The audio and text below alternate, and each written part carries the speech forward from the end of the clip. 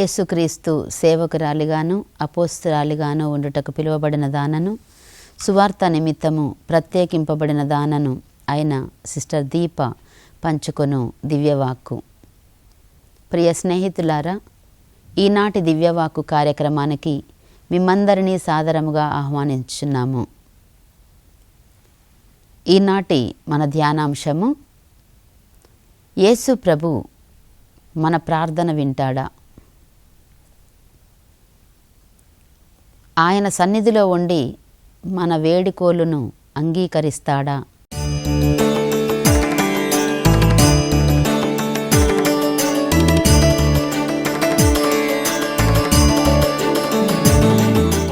ఇద్దరు వ్యక్తుల జీవితాల్లో ప్రభువు ఏం చేస్తున్నాడో చూద్దాం.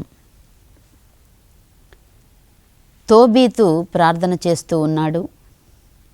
ఏమనంటే, ప్రభు, ఇంక నేను బ్రతకడం నాకు ఇష్టం లేదు, నన్ను తీసుకుంటేనే మంచిది.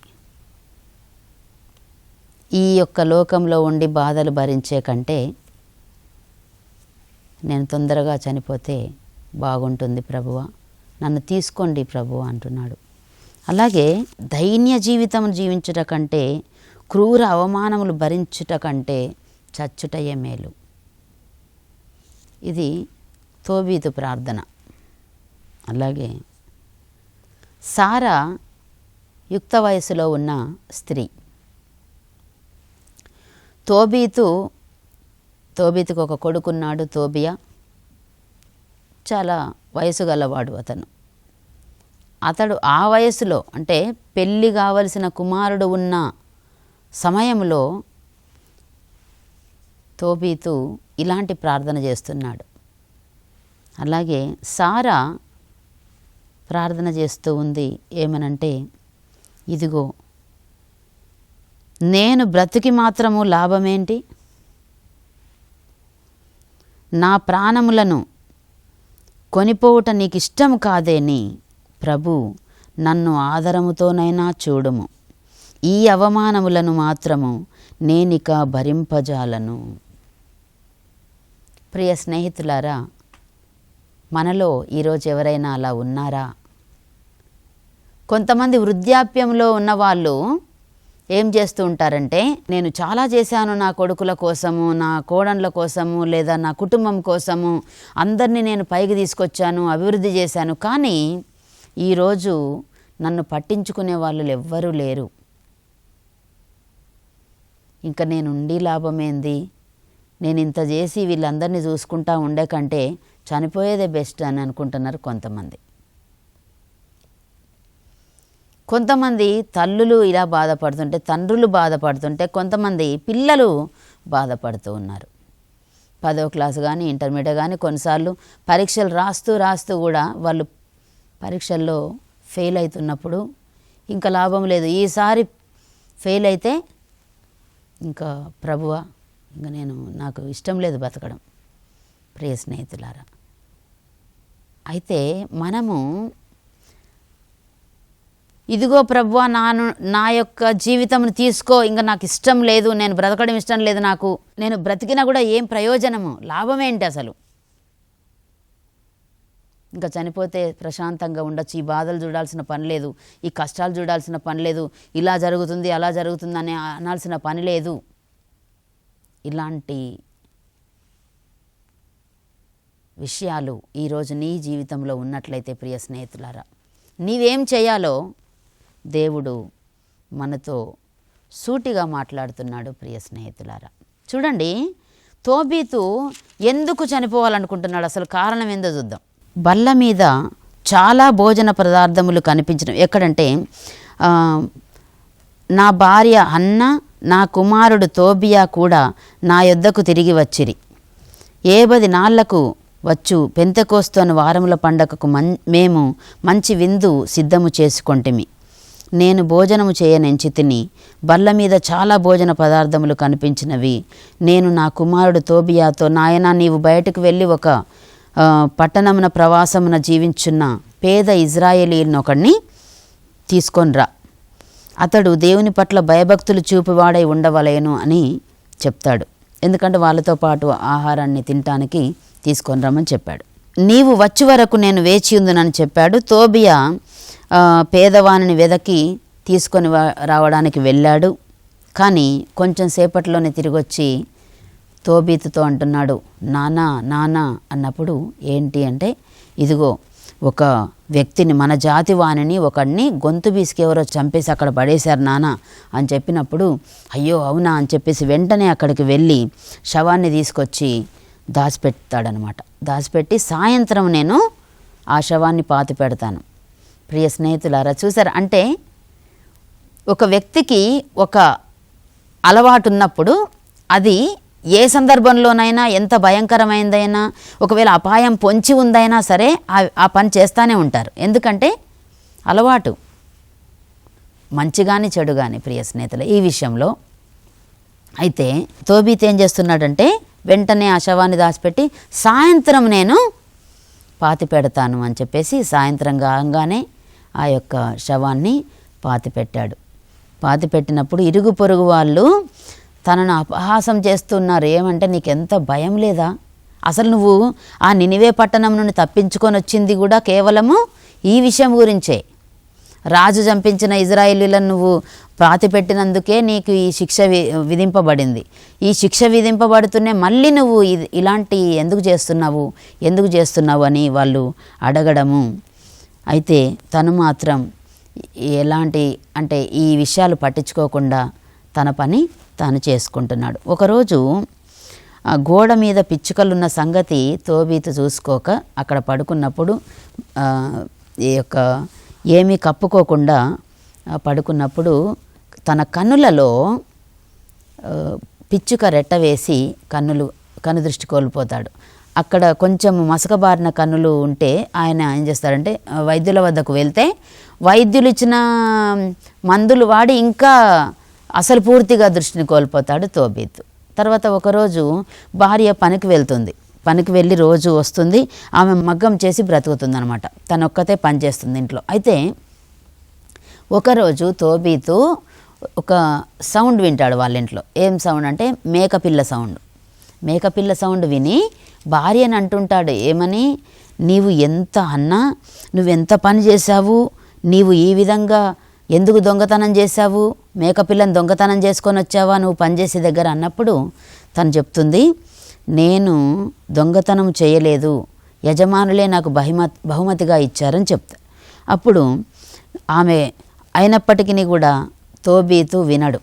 నువ్వు తప్పకుండా ఇంత ఘోరమైన పాపం చేశావు, నేను ఆమె పలుకులు నమ్మనైతిని అని తోబీతు చెప్తున్నాడు. చూడండి, ఆ మేక కూనను దాని యజమానులకు ఇచ్చిరమ్మని పట్టుబట్టి తిని, కానీ ఆమె కోపముతో భార్య చెప్తుంది, నీ దాన ధర్మములు ఎక్కడికి పోయాయి, ఇంత మంచివాడివి, ఎప్పుడు నాయనా నీ సత్కార్యములన్నీ ఏ గాలికి పోయినవి అని భార్య అడుగుతుంది.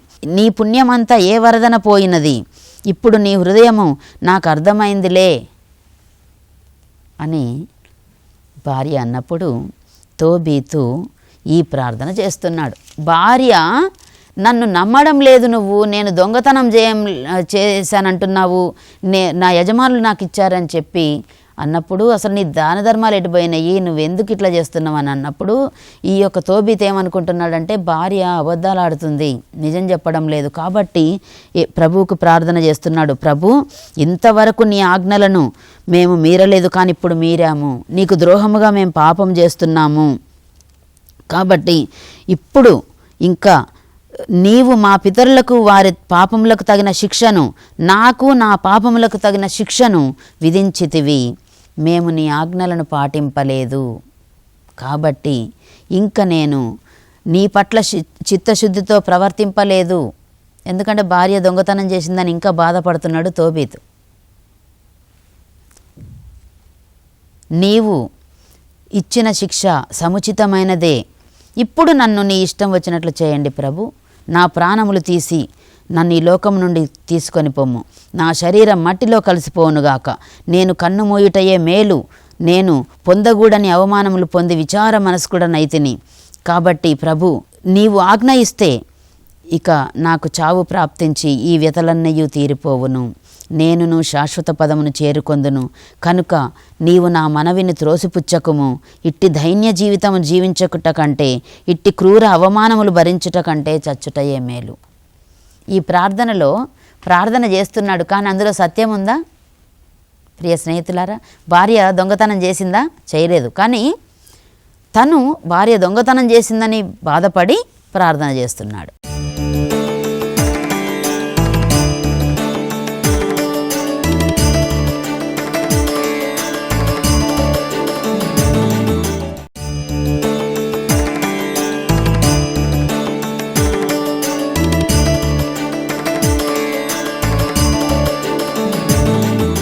సారా ఏం ప్రార్థన చేస్తుందో విన్నాం. మేదియా దేశమునందలి ఎగ్బాటానా నగరమున వసించున్న రఘువేలు పుత్రిక సారాను ఆమె తండ్రి పనికత్తె అవమానించాను. పనికత్తె సారా దగ్గరకు వచ్చి అంటుంది, నువ్వు నీ భర్తలను నీవే చంపివేయుచున్నావు. ఎందుకంటే పెళ్ళయింది. మొదటి రోజు ఎప్పుడైతే భర్తతో తను పడక గదిలోకి వెళ్ళగానే భర్త చనిపోవడం. ఎందుకంటే ఒక సైతాను, ఒక అస్మోదియసు దుష్ట పిశాచము ఆ యొక్క భర్తలను చంపేస్తుంది. మళ్ళీ రెండవ పెళ్లి చేస్తారు, మళ్ళీ భర్త చనిపోతాడు. మూడవ పెళ్ళి, నాలుగవ పెళ్ళి, ఇట్లా వరుసగా 7 పెళ్లి చేసుకుంటుంది. కానీ 7 కూడా మొదటి రోజే చనిపోవడం జరుగుతుంది. అప్పుడు ఈ రఘువేలు పుత్రిక సారాను ఆమె తండ్రి పనికత్తె వచ్చి నవ్వులాటగా ఆమెను అవమానపరుస్తుంది. ఏమనంటే, నువ్వే, నీ మగ పురుషులు చనిపోయారు కనుక నీవు మమ్ము దండింతువా ఏమి? నువ్వే చంపుతున్నావు నీ భర్తల్ని, ఇంకా వాళ్ళు చనిపోయారు కాబట్టి నా మీద నీకేం అధికారం లేదని పని మనిషి సారాతో చెప్తుంది. అలాగే నీ సంతానమును కంటితో చూచు దుర్గతి మాకు పట్టదు. ఇంకా అసలు నీకు పెళ్ళి ఎన్నిసార్లు పెళ్ళి అయినా కూడా ఇంకా నీకు పిల్లలు పుట్టరు. ఆ సంతానాన్ని చూసే దుర్గతి కూడా మాకు వద్దు అని ఆమెను నిందించసాగింది. ఈ మాటలకు సారా బాధపడి ఇంకా చనిపోవాలి, ఎందుకంటే పని మనిషి నన్ను అవమానపరిచింది కాబట్టి నేను చచ్చిపోవాలి. ప్రియ స్నేహితులారా, ఇది మీ జీవితంలో ఉందా? మీ దగ్గర మీరు పనిచేసే స్థలంలో కానీ, మీ కుటుంబంలో కానీ, మీరు ఎక్కడ ఉన్నా కూడా అక్కడ ఎలాంటి నీకంటే తక్కువగా వారు కానీ, నీకంటే ఎక్కువగా వారు కానీ ఎవరైనా నిన్ను అవమానపరుస్తుంటే, బాధ పెడుతుంటే నువ్వేం చేయాలంటే, నువ్వు వాళ్ళ గురించి నువ్వు చనిపోవాల్సిన అవసరం లేదు. ఎవరి గురించి నువ్వు చనిపోకూడదో నువ్వు ఆలోచించాలి ఆ సమయంలో. ఇక్కడ చూడండి సారా ఏం చేసిందో చూద్దాం. మేడగది మీదకి వెళ్ళిపోయి తండ్రి గది ప్రవేశించి ఉరిపెట్టుకొనని చత్తుననుకొని తండ్రి గది ప్రవేశించింది. తండ్రి గదిలోనికి వెళ్ళింది. ఇంకా ఊరేసుకొని చచ్చిపోవాలి నేను అనుకుంది. కానీ ఏమనుకుంటుందో చూడండి. ప్రతి ఒక్క యువతి యువకుడు, మరి ఎవరైతే ఇలాంటి ఆలోచనలతో ఉన్నారో వాళ్ళందరూ ఎలా ఆలోచించాలి, ఒకవేళ చావు ఆలోచనలు వచ్చినప్పుడు ఎలా ఆలోచించాలనేది మనము నేర్చుకోవాలి ఈరోజు. ప్రియ స్నేహితులారా, చూడండి, నేను ఇట్లు చేసినచో, అంటే నేను చనిపోతే, ఉరేసుకొని నేను చనిపోతే ప్రజలు నా తండ్రిని నిందింపరా? వారు నీకొక్కతే కుమార్తె, నీవు ఆమెను గారాభముగా పెంచుకొంటివి, కానీ ఇప్పుడు ఆమె దిగులుతో ఉరిపెట్టుకున్నది అనరా? నేను వృద్ధుడైన నా తండ్రిని దుఃఖపెట్టి ఈ ముసలి ప్రాణి విచారముతో మృత్యులోకము చేరుకొన్నట్లు చేయుట ఏమైనా న్యాయమా? కనుక నేను వివేకముతో ప్రవర్తించి ఈ ఆత్మహత్యాయత్నమును మానుకోవలేను. నన్ను తీసుకొని పొమ్మని మాత్రము ఆ ప్రభువును వేడుకొందును, అప్పుడు ఈ అవమానములను భరింపనక్కరలేదనుకొనెను. అంటే ఇప్పుడు నేను ఉరేసుకుంటే మాత్రం మా నాన్న గురించి చాలా బ్యాడ్గా అనుకుంటారు, చాలా చెడ్డగా అనుకుంటారు. ఒక కూతురు కాబట్టి బాగా గారవం చేశావు, అందుకనే చూడు నీ మాట వినకుండా ఇప్పుడు చూడండి నీకు దుఃఖాన్ని మిగిల్చి వెళ్ళిపోయింది అనుకుంటారు. మా నాన్నకి ఈ యొక్క అపనింద తేవడము అవసరమా అని కూతురు ఆలోచన చేసింది.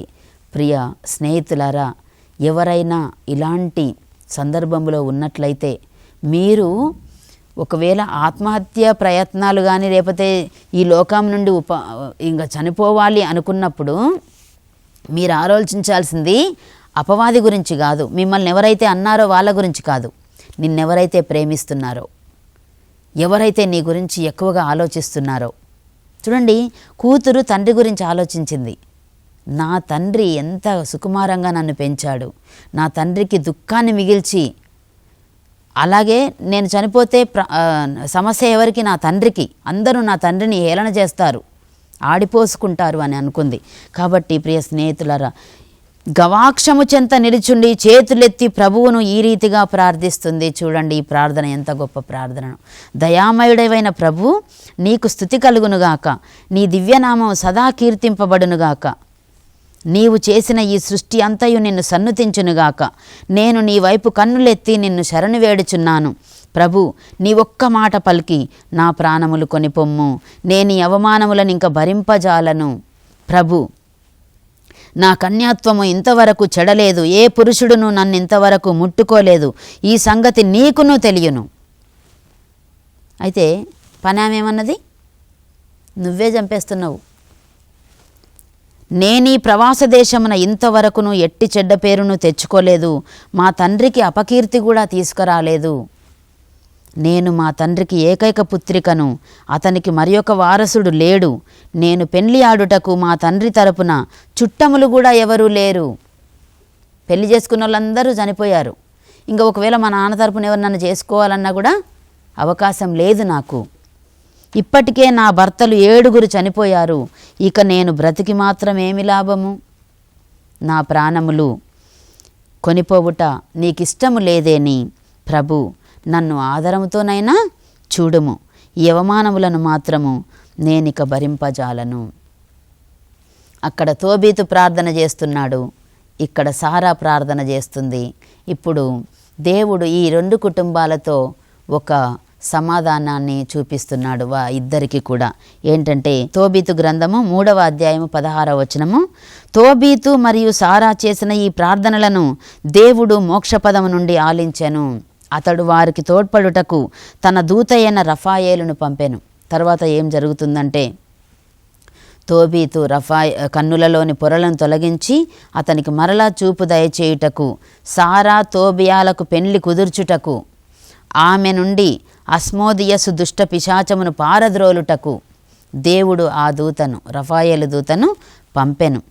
తోబియా సారాకు అయినవాడు కనుక ఆమెను పెండ్లి ఆడు హక్కు వరుల కంటే కూడా అదనముగా అతనికి ఉంది గనుక అచట తోబీతు ముంగిటి నుండి ఇంటిలోనికి అడుగుపెట్టినప్పుడే ఇచ్చట సారా కూడా మీది గది నుండి క్రిందికి దిగి వచ్చింది.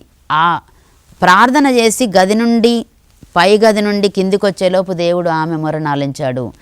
ముందు ముంగిటిలో నుండి ఇంట్లోపలికి వచ్చేసరికి తోబీతు ప్రార్థన దేవుడు ఆలకించారు. ఆ 2 కుటుంబాలను కలిపాడు. ఇక్కడ సారాకు తోబీతు కుమారుడైన తోబియాతో ఈ యొక్క వివాహాన్ని జరిపించాడు. ప్రియ స్నేహితులారా, ఎంత గొప్ప ప్రార్థన! ఈ లోకంలో మనం ఉండగా ప్రియ స్నేహితులారా, మనం చేయాల్సింది ప్రార్థన. దేవునికి ఉన్నది ఉన్నట్లుగా మనం ప్రార్థన చేసినప్పుడు తప్పకుండా నెరవేరుతుంది. చిన్న ప్రార్థన చేసుకుందాం. సర్వశక్తిమంతుడా, సర్వోన్నతుడా, నీ దివ్య పాదాలకు వందనములు తండ్రి. ఓ నా ప్రేమగల ప్రభువా, ఈ లోకంలో మేము అనేక సార్లు ప్రార్థన చేస్తున్నాము తండ్రి. మేము ప్రార్థన చేసిన ప్రతిసారి నువ్వు ఆలకిస్తున్నావు తండ్రి, ఆశీర్వదిస్తున్నావు ప్రభువా. నీకు స్తోత్రములు తండ్రి. ప్రభు, ప్రార్థన ఆలకించబడి మేము పొందుకొనినప్పుడు ప్రభువా మరలా మర్చిపోయి ప్రభు ప్రార్థన చేయకుండా ఉంటున్నాము తండ్రి. ప్రభు, ఈ యొక్క ప్రార్థనను మాకు నేర్పించండి తండ్రి. ఎంత గొప్ప ప్రార్థన! ఉన్నది ఉన్నట్లుగా ప్రభువా, ఆ యొక్క పరిస్థితులకు అనుగుణంగా ప్రభువా మేము పరిపూర్ణ మనసుతో, పవిత్ర మనసుతో ప్రార్థన చేసి నీ నుండి దయను, కృపను పొందుకునే భాగ్యమును మాకు దయచేయమని వేడుకుంటున్నాము తండ్రి. ఈ వాక్యమును విన్న ప్రతి బిడ్డను కూడా, యువతి యువకులను, తల్లిదండ్రులను బలపరచండి తండ్రి. ఇక నా జీవితం వ్యర్థము, ఇక నేనెందుకు బ్రతికుండి లాభం లేదు అనుకున్న ప్రతి బిడ్డను కూడా కనికరించండి, దీవించండి, ధైర్యమును దయచేయండి ప్రభువా. ఈ లోకంలో నీ చిత్తాన్ని నెరవేర్చే వరకు కూడా ప్రభువా నీవు మా వెంట ఉంటావన్న సత్యాన్ని గ్రహించి మేము జీవించుటకు ప్రభు మాకు నీ యొక్క కృపను, నీ యొక్క అనుగ్రహమును దయచేయమని నజరేయుడా యేసు ప్రభువా నీ పరిశుద్ధమైన పవిత్రమైన నామమున అడిగి బ్రతిమాలు వేడుకొనుచున్నాము తండ్రి. ఆమెన్. ప్రియ స్నేహితులారా, వచ్చే వారం ప్రసారమయ్యే దివ్యవాక్కు కార్యక్రమంలో మన సలహా ఇతరులకు ఉపయోగకరంగా ఉంటుందా అనే విషయాన్ని ధ్యానించుకుందాం. అంతవరకు సెలవు.